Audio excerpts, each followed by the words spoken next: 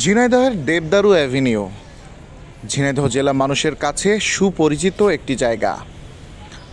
সুন্দর মনোরম পরিবেশে ভোর থেকেই অনেকেই যান এখানে ঘুরতে, কেউ বা মর্নিং ওয়াকে, কেউ বা ভর দুপুরে ক্লান্তিমাখা শরীরে এখানে গিয়ে আশ্রয় নেন অনেকেই। শিশু থেকে বয়স্ক অনেকেই যান এখানে হাঁটাহাঁটি করার জন্য। কিন্তু সেই হাঁটাহাঁটির জায়গা এবং মনোরম পরিবেশটি এখন নষ্ট হচ্ছে সিগারেটের ধোঁয়ায় এবং মাদক সেবনের আড্ডাখানা হিসাবে পরিচিতি পাচ্ছে এই দেবদারু অ্যাভিনিউ। স্কুল কলেজ পড়ুয়া শিক্ষার্থীরা এখানে বসে কেউ আড্ডা দিচ্ছেন, কেউ বা সিগারেটের ধোঁয়া ছাড়ছেন, আবার কেউ বা গোপনে মাদক সেবন করেন এই জায়গাটিতে। তাই বর্তমান সময়ে এই পরিবেশটি ভালোভাবে ধরে রাখতে সুশীল সমাজের সচেতন হতে হবে। দেবদারু অ্যাভিনিউয়ের সাথেই লাগোয়া সরকারি রেজিস্ট্রি অফিস।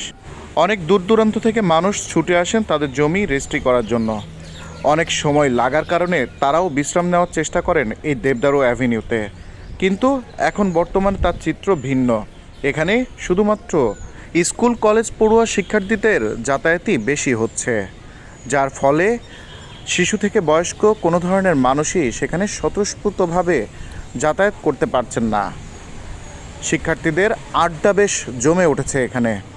তাই শহরের এমন একটি গুরুত্বপূর্ণ এবং সুন্দর একটি মনোরম পরিবেশের রক্ষায় প্রশাসনের সহযোগিতা চেয়েছেন অনেকেই। দ্রুত এই সহযোগিতা না পেলে এই জায়গাটি আস্তে আস্তে এই কিশোরদের দখলে চলে যাবে বলে অনেকেই মনে করছেন।